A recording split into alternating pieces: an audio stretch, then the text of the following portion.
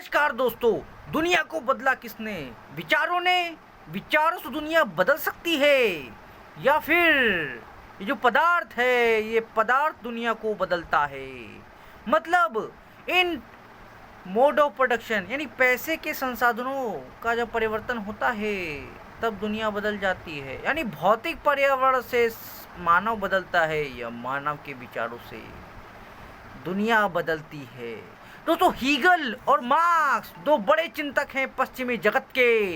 ये दोनों एक दूसरे के विरोधी साबित होते हैं, लेकिन आप ध्यान से देखो तो ये दोनों आधे आधे तो सच साबित शायद हो सकते हैं। उदाहरण के लिए बात करते हैं कि दुनिया आइडियाज से भी चल रही है।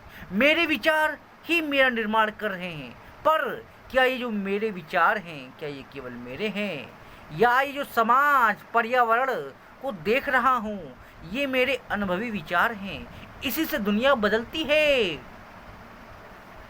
उदाहरण के लिए कहीं पर अत्याचार होता है, शोषण होता है, तो मानव की आंतरिक अंतक्रिया भी आती है।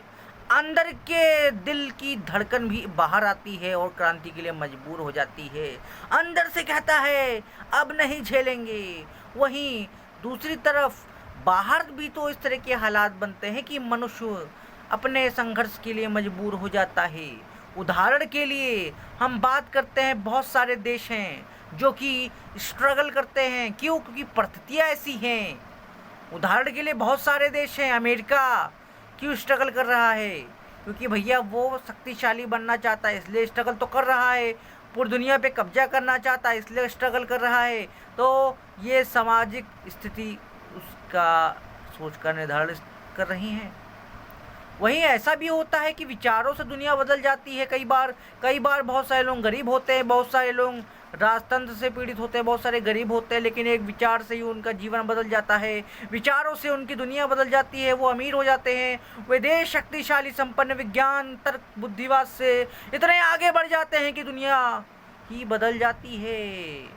तो यहाँ हीगल और मार्क्स दोनों एक दूसरे के विरोधी साबित होते हैं। लेकिन यदि हम बात करते हैं हीगल के बारे में, तो हीगल बहुत बड़े दार्शनिक हैं, आइडियलिस्ट हैं। हीगल कहते हैं कि एक परमात्मा स्वयं परमात्मा है, वही चैतन्य है। वही तर्क बुद्धिवाद यानी वो सोच सकता है, वो चमत्कारी सत्ता, पूरे ब्रह्मांड की चेतना जर्मन राष्ट्र राज्य में उतर आती है और अपने विकास को करती है। हीगल कहते हैं कि बहुत सारी चेतनाएं होती हैं, बहुत सारी आत्माएं होती हैं, लेकिन सबसे बढ़िया जर्मन राष्ट्र राज्य की आत्माएं हैं। ये आत्माएं मनुष्य को, मतलब जर्मन राष्ट्र को शक्तिशाली बनाती हैं।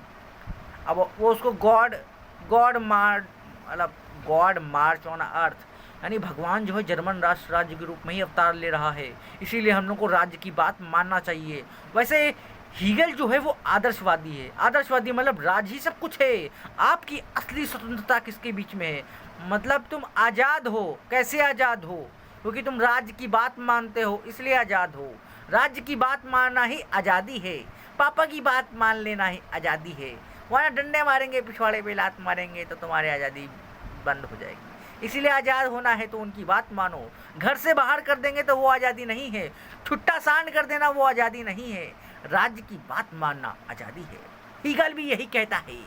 तो हीगल को इसीलिए ऑर्गेनिक स्टेट भी कहा जाता है। मतलब वो आदर्शवादी है, राज्य को मानता है, और स्वतंत्रता तो यही है, राज्य की बात मानना। हीगल कहता है विश्व में परिवर्तन होता है क्योंकि तीन शक्तियाँ होती हैं।